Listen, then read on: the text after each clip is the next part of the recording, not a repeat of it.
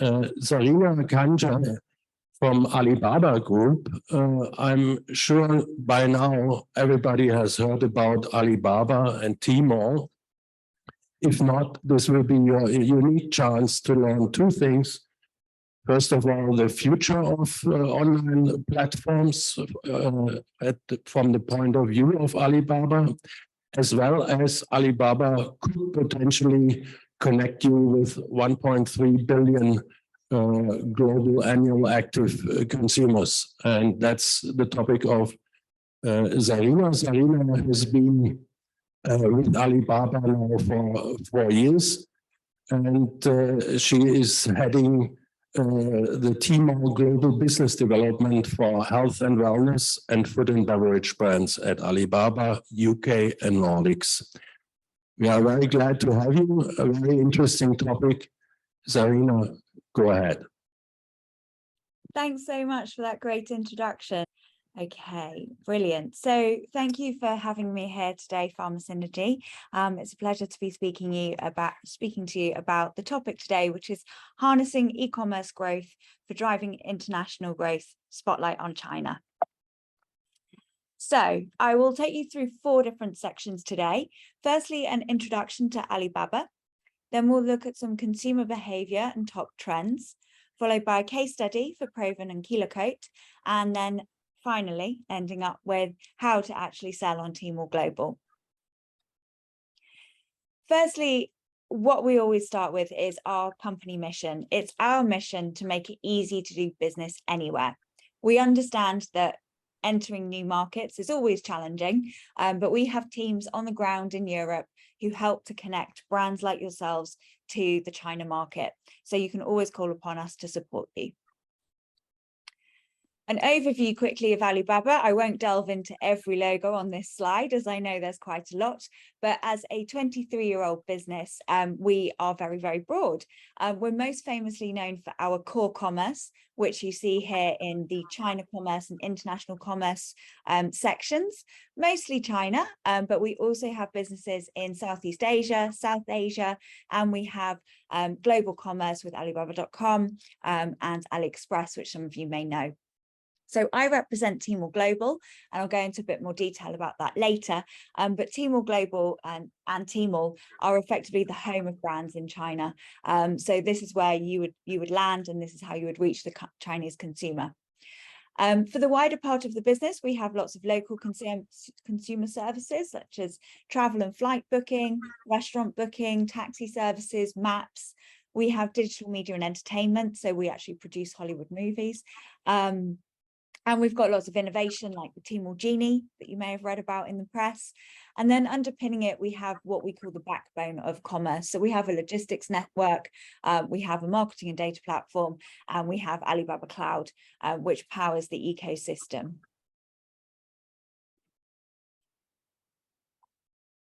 So 3 really key things that I'd love to leave you with is more about the size of the opportunity. So we currently, as heard in the introduction, we currently have 1.3 billion annual active consumers globally. In China retail marketplaces, that's over 1 billion annual active consumers. So there's a lot of the market who are very, very online and who want to look for international products. But of course, that means that there's lots of opportunity to carve out very specific niches. So there's always a customer for everything in China. In the Alibaba digital economy to the end of FY22, we traded $1.3 trillion in gross merchandise value. And I'm sure many of you will have heard of our global shopping festival, 11/11 Global Shopping Festival, that takes place every November. Last year, we traded 84.54 billion GMV in the 11 days of the festival, which is effectively the GMV of the brands who work on our platforms. So this is Timor. Timor is, as I said, the home of brands in China. It's where Chinese consumers come to discover brands, but not only that, they can explore lots of different categories and different products. They can share and recommend to their friends. They can watch short videos, and then they can also spend time watching longer live streams to really learn about the products and understand what they're all about. Our typical customers visit our platforms 9 times a day. and they spend about half an hour a day with us. So they're really highly engaged and they're really digitally savvy. Around 85% of our consumers are under 40, around 60% are under 30. And for Timor Global, which is the home of cross-border e-commerce, i.e. the home of international brands, the Timor Global consumer is 70% female. Doesn't always mean that's the end user. She's primarily the shopper for the family. So next, I'll go into consumer behavior and some top trends that we see in the OTC medical device department. Firstly, I want to show you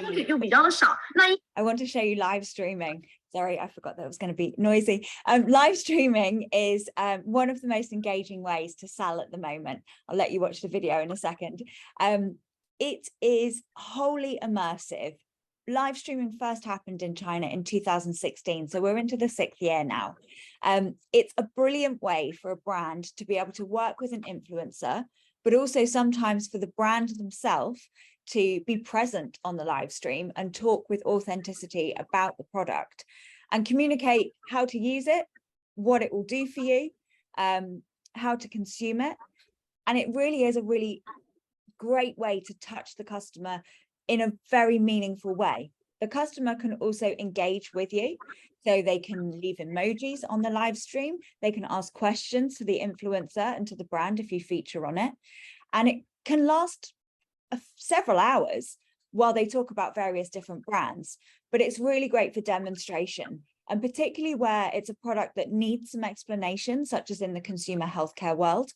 It really does act as a very meaningful way to communicate in the online world that takes the place of that offline experience. I'll let you watch this demonstration here. This is from UK health retailer Holland & Barrett, who many of you will potentially have heard of, and one of their recent live streams. So you can see what it looks like. 收率又比较的少，那因此的话呢，额外补充就变得很重要起来。那维生素 B 的缺失有一个比较明显的表现在哪里呢？就比如说你前天晚上我吃了龙虾，我吃了烧烤，我第二天起来我马上。So as you can see, lots going on there, demonstrations of the products, various other products that are available in the Holland & Barrett store, an explanation of what to use, how to take, how many times a day to take, and the opportunity to purchase immediately, as well as interact. So it's a really great way, and probably the most innovative way that we're marketing at the moment. Next, to look at some consumer behaviors. So healthy living is really front of mind for Chinese consumers today. Back in 2017, the government launched a Healthy China 2030 program because it wanted to get the consumers to be living longer, to lose weight, to fight obesity, to stop smoking, to exercise more. And this is something that has really kind of taken hold by consumers. The pandemic has then accelerated this, and health is front of mind ever more than it was. A McKinsey survey recently found that 66% of Chinese consumers wanted to place greater priority on their wellness since the pandemic. So it's very, very important and becoming more so for Chinese consumers. Secondly is the behavior that's really quite different than in the West, the family medicine box. So when you think about our behavior, if I think about where I am now, I can immediately think of at least 3 or 4 places where I could go right now to get some headache tablets or to go and get some antiseptic cream. I could go and very, very easily get those and have it in my hands within less than 5 minutes. It's not necessarily the case that Chinese consumers can access a broad range of international or even local OTC and medical device or healthcare products. So what they tend to do is plan ahead. They plan ahead and they have a family medicine box kept at home. So they buy in advance for all of the inevitabilities, all of the possible eventualities that could happen, and they keep it stored. And then if they use that product regularly, of course, they'll repeat purchase, but they are very much a plan ahead mindset when it comes to consumer healthcare. So that's something to bear in mind. And then trend 3 is very much on women's health. So like I mentioned, 70% of the Timor Global consumers are women. But there's ever greater presence, ever greater focus on women's health. And this is a broad range. And next, I'll take you through 8 key trends in consumer healthcare that are front of mind and focus for us as Timor Global, but also that are in demand from the consumers themselves. So firstly, pain relief. So that example that I just gave, headache relief is a massive market here, and also period pain relief. It's a $200 million market in China, affecting 60% of women. So they like to have products like naproxen, ibuprofen in the medicine cupboard, ready for when they need it. Lots and lots of volumes of this are sold via live stream. We're seeing products across the period pain section become very, very in demand in China, very spoken about, very open in that market as well. Secondly, is immunity. Obviously, you can imagine that this is an accelerated focus since the pandemic. Well, actually, I'd say it's a lot since the previous epidemic of SARS, sort of 15, 20 years ago in China, that immunity has become really, really important to them. We saw sales of our immunity products rise 27% year on year in year 1 of the pandemic. So medicines that will treat colds, flu, digestion are really, really key. A lot of their lifestyle habits can cause digestion problems. Over 90% of Chinese are actually lactose intolerant. So it's products that are bought for the family, various different formats of goods, whether it's a dissolvable product, a supplement, or a drink like you see with the Gaviscon type product.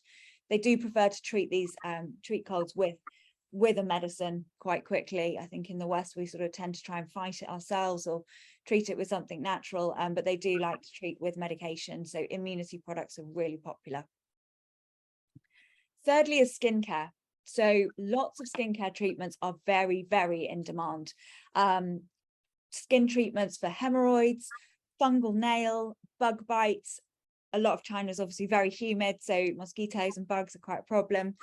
Acne is a massive problem for younger Chinese, and they really do seek products that will help support them. And then eye drops for people like us that spend a lot of time staring at screens and obviously get very dry eyes. That's a very in-demand product. Again, it's family, it's household, but that teenage buyer is also quite big here.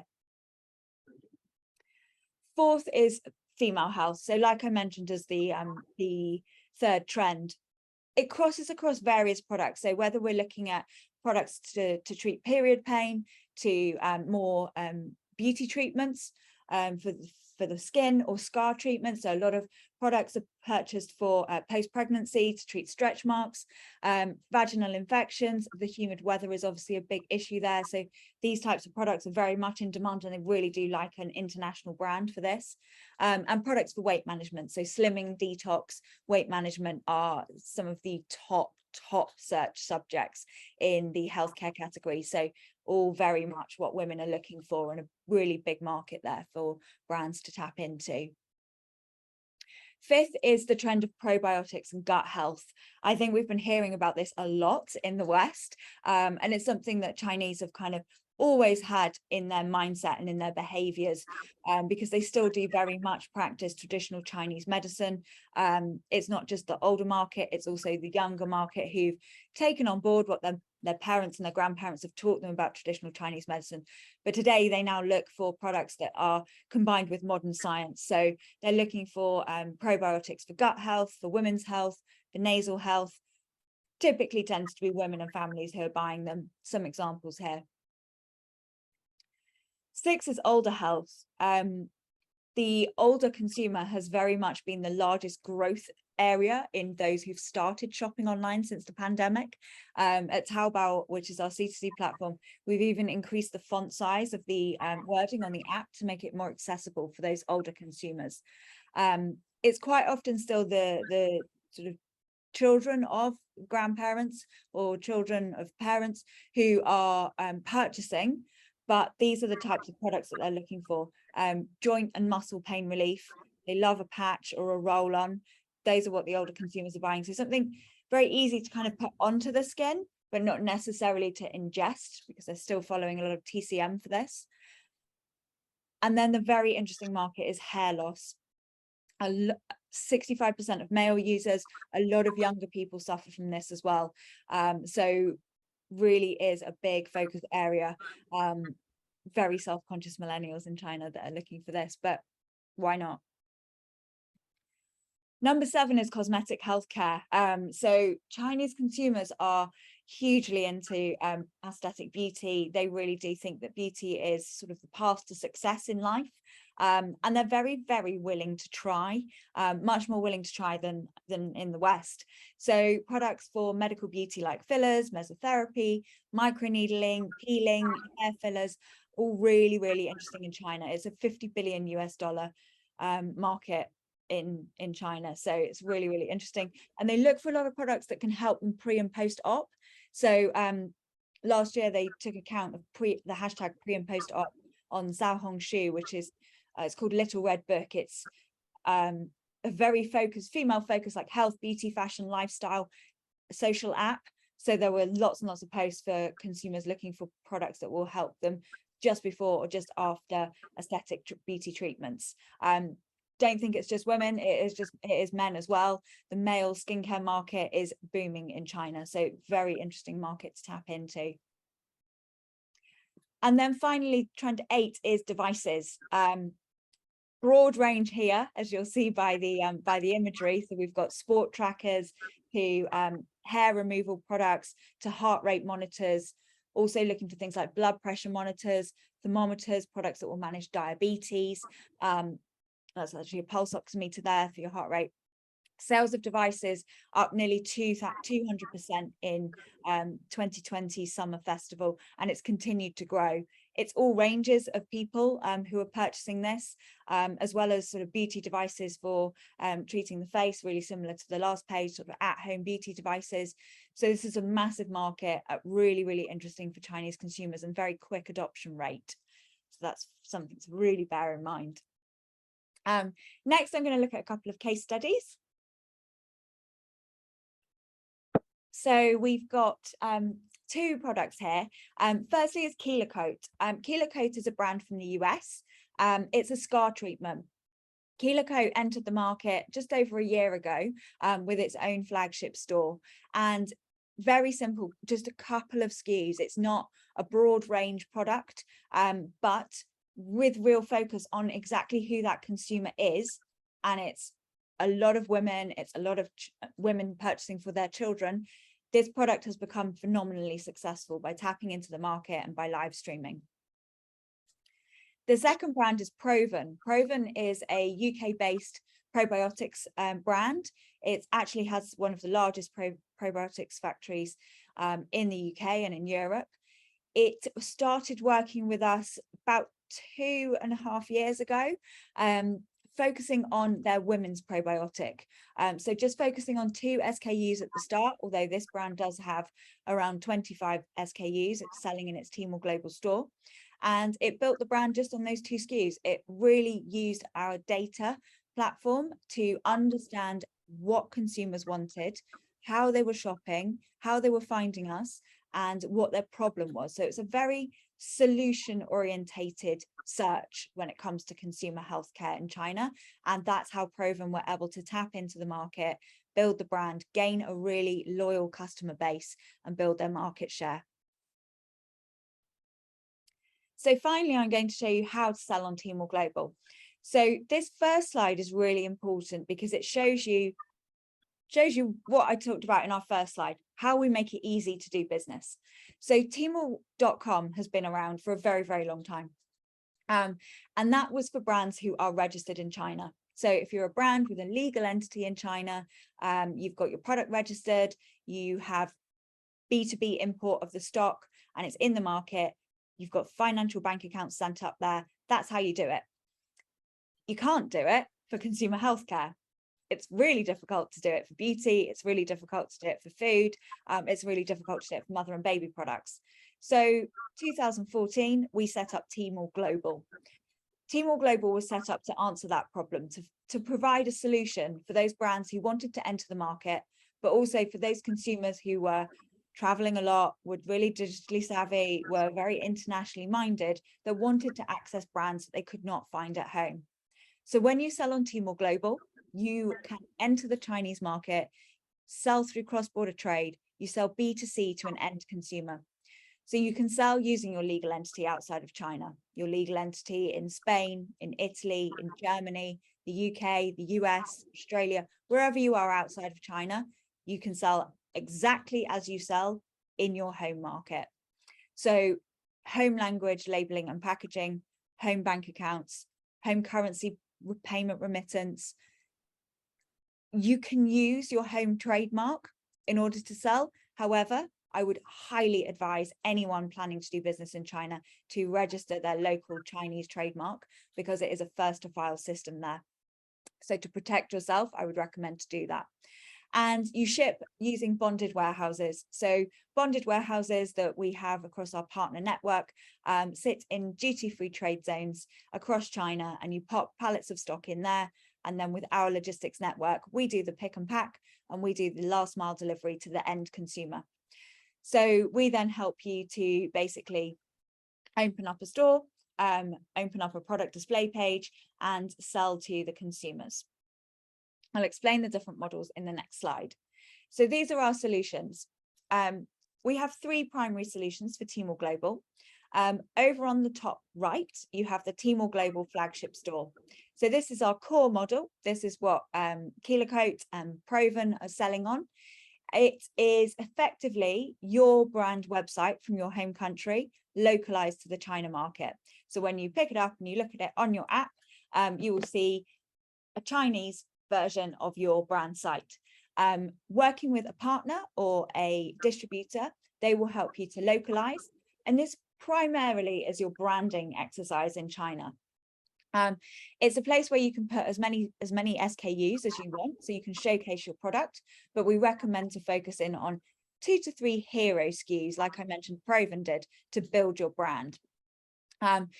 Working with your partner, you would then be able to invest in marketing, to have help managing logistics and supporting with customer service.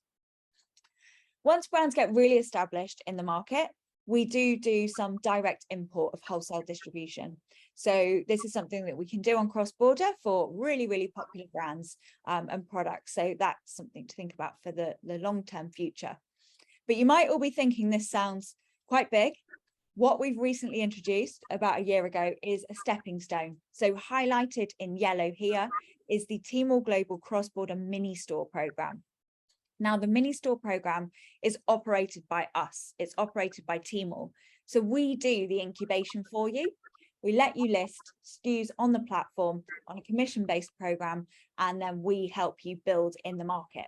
So let me go into a little bit more detail about the core advantages of a cross-border mini store.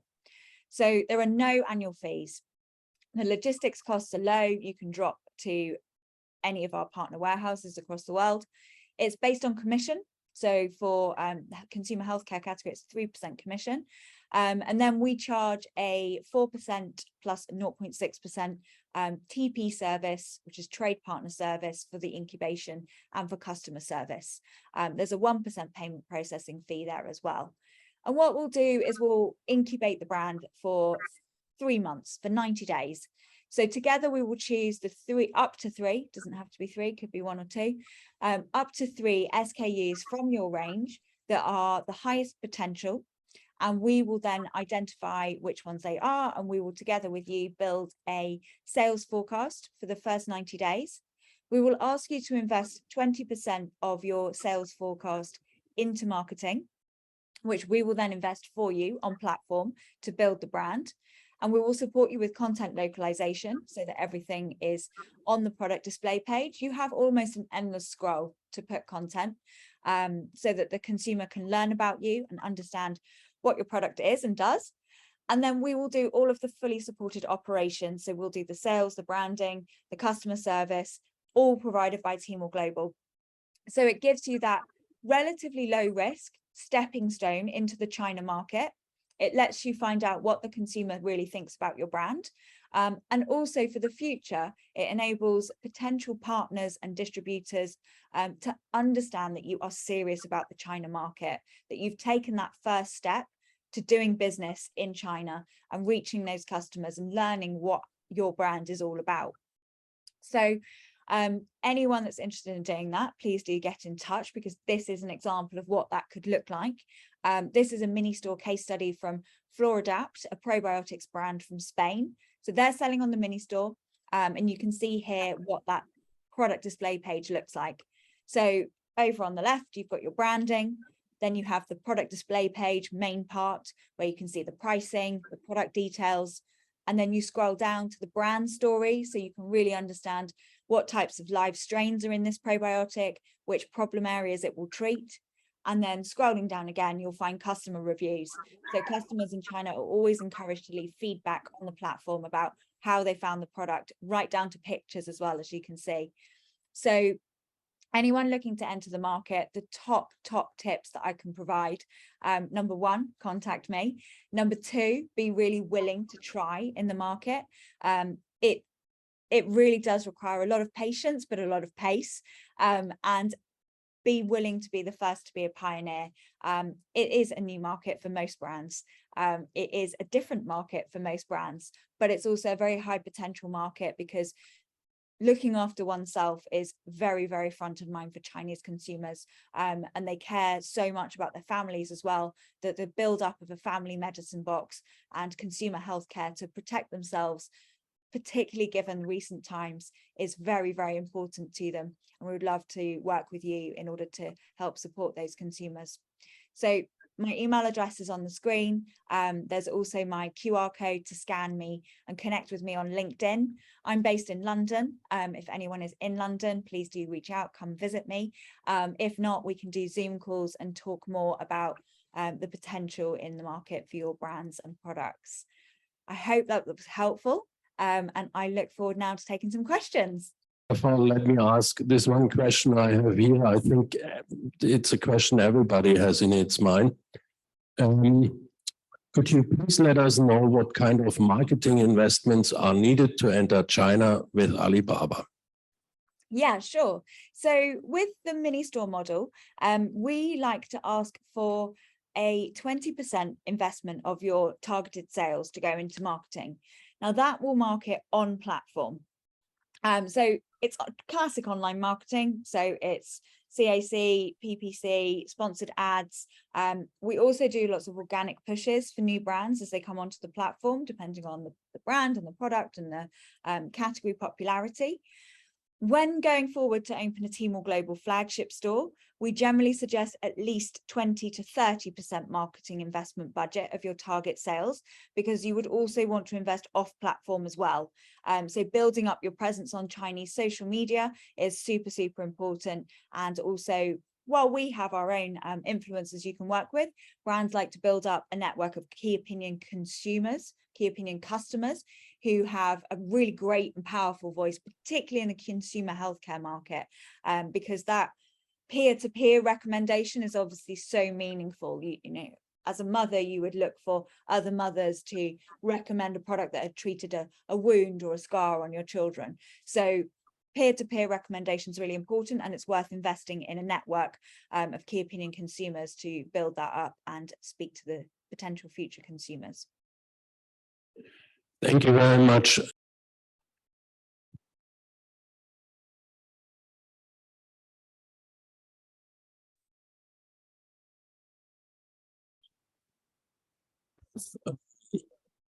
So, regional strategy and marketing head of consumer healthcare of Zuellig Pharma, and she will talk about the opportunities in the Asian Pacific region for licensing and regional distribution. And Zuellig, as you know, most probably is a well-known name in Asia Pacific. And I'm looking forward to from which other customers they have gotten in the meantime, because I know as we partnered with Zuellig at that time. Yeah, so thank you for the introductions. Hi everyone, I'm Rachel. Very happy to join this session to share the information and opportunity in Asia. Yeah, so thank you everyone. It's a great honor to have the opportunity to talk about the Asia in a more focused ASEAN plus some of country in North Asia. If you move on, next slide, please. Yeah, so consumer healthcare market, obviously the Asia Pacific plays a large role.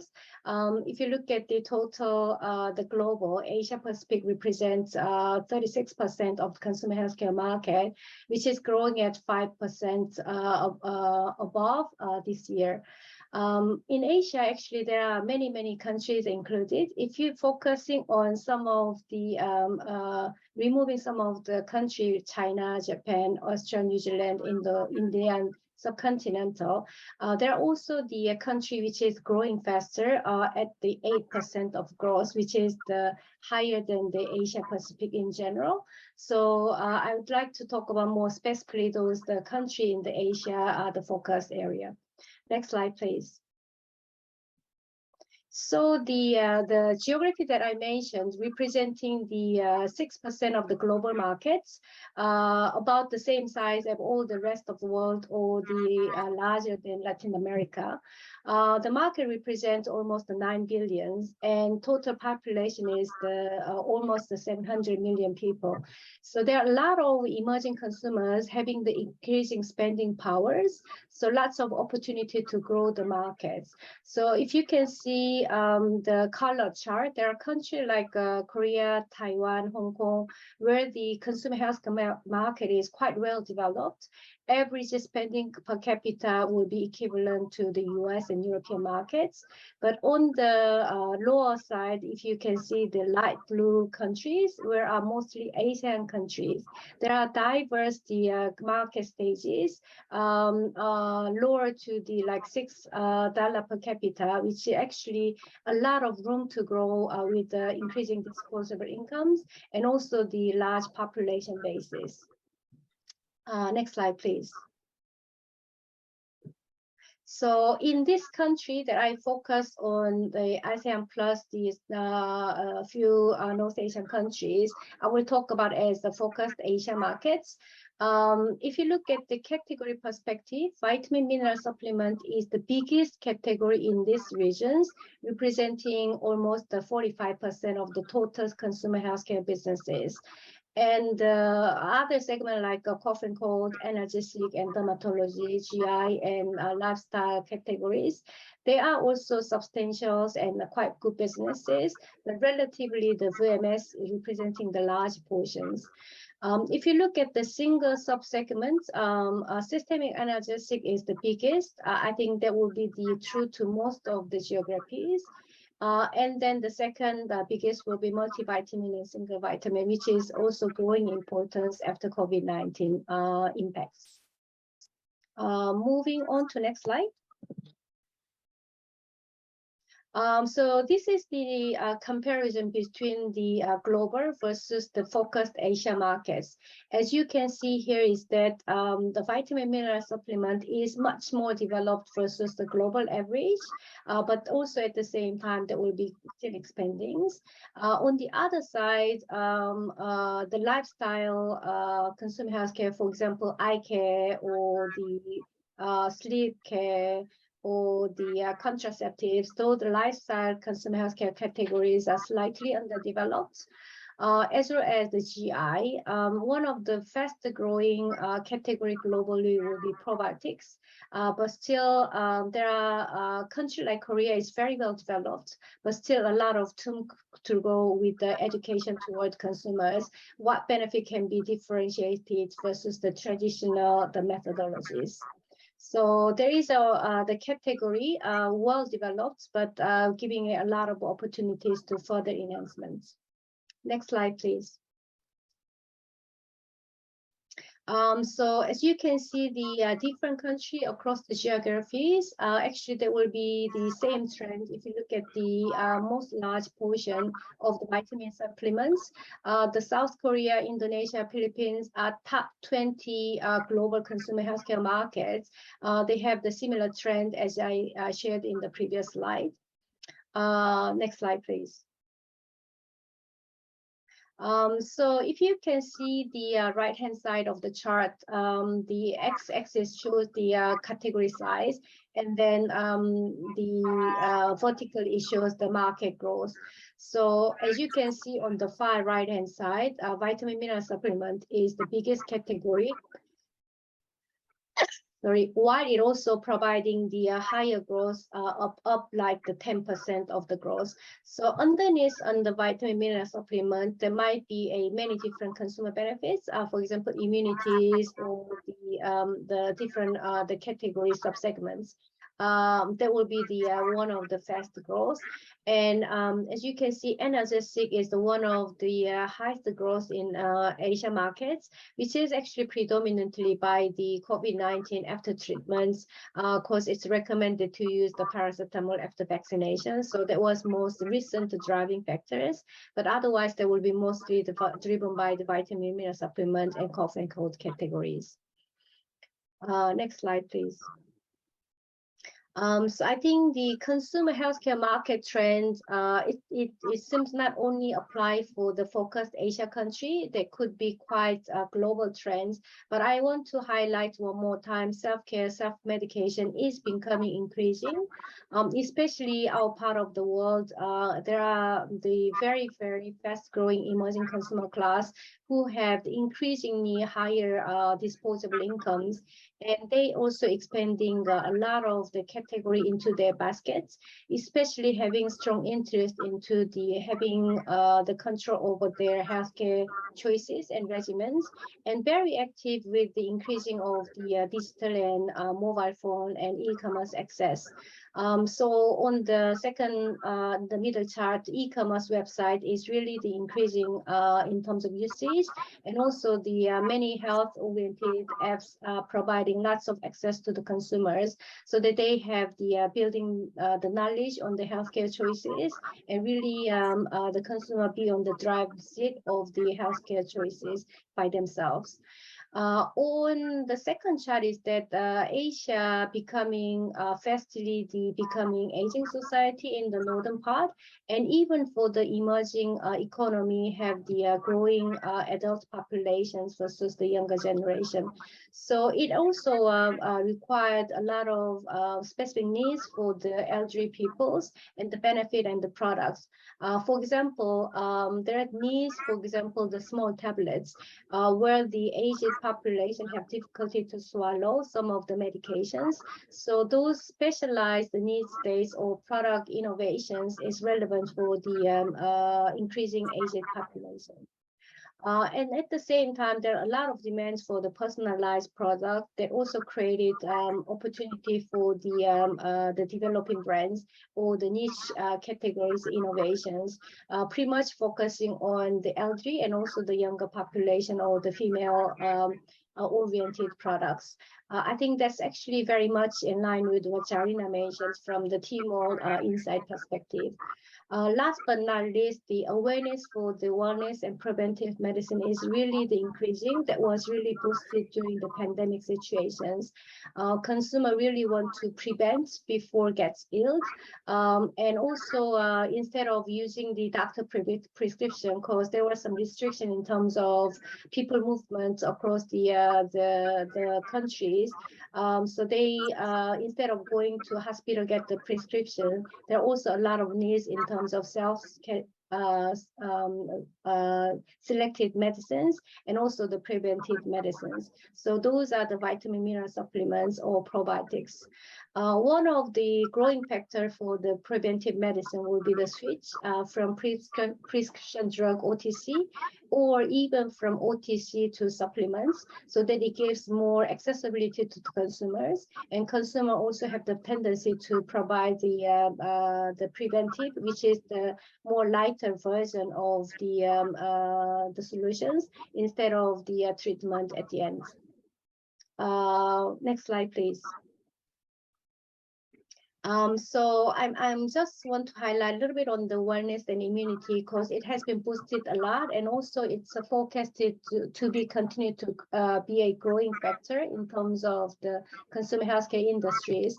So I think prevention becoming much more important ever before.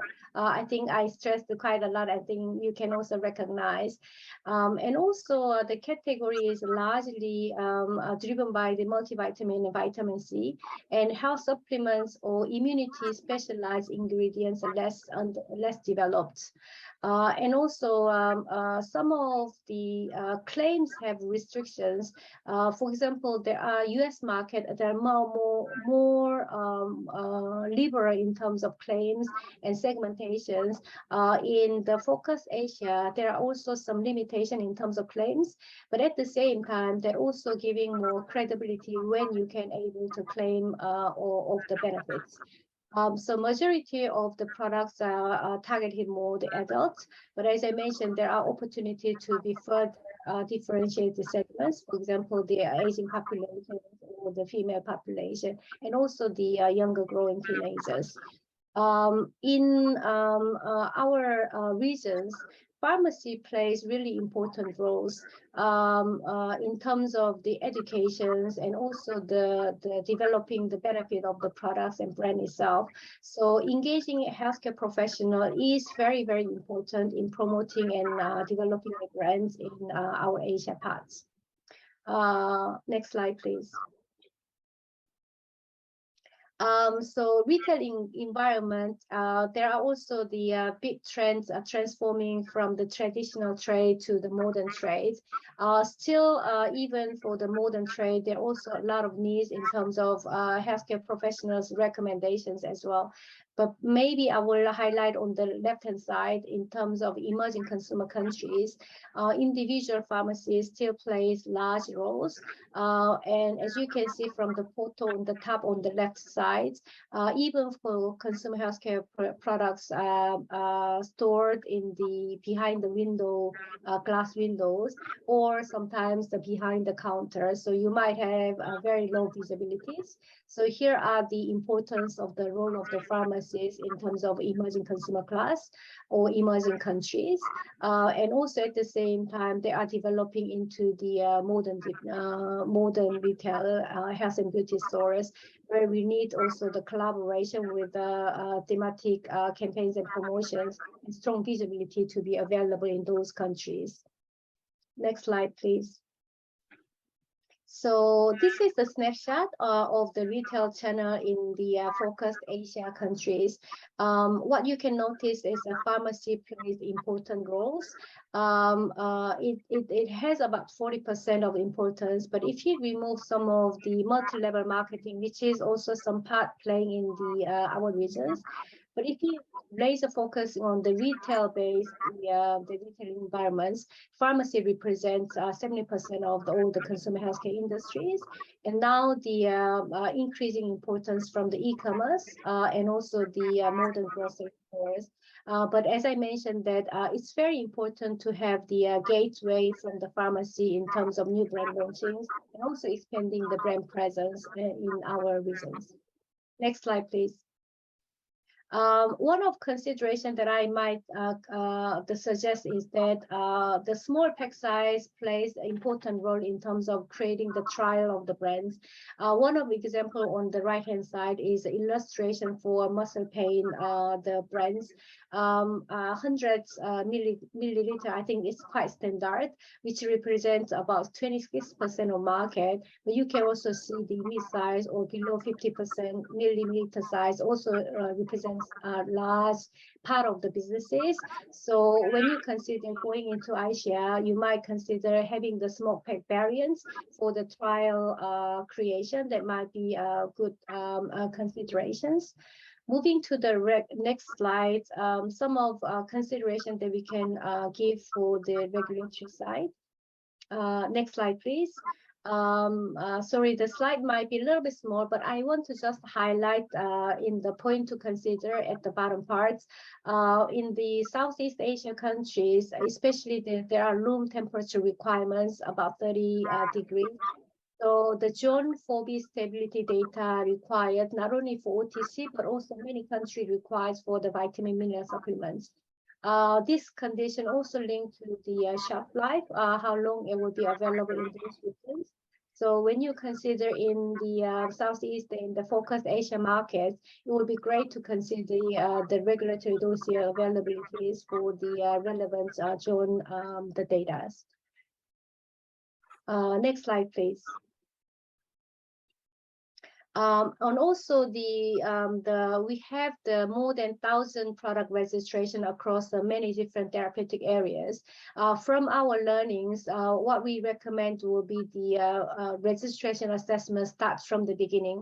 Although you didn't decide which country to go in, it will be great to start all the country regulatory assessment so that we can see the new regulations and submission strategy together.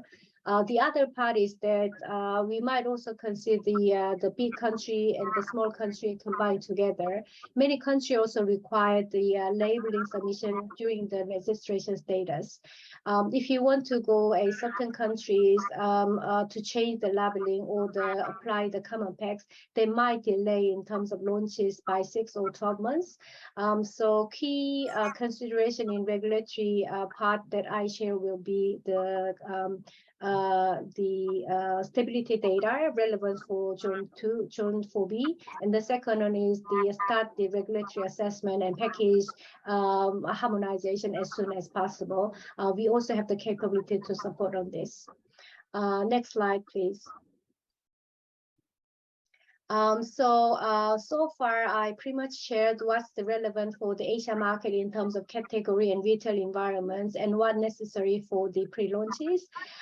Here, I want to share a little bit about the Zuellig Pharma, our capabilities.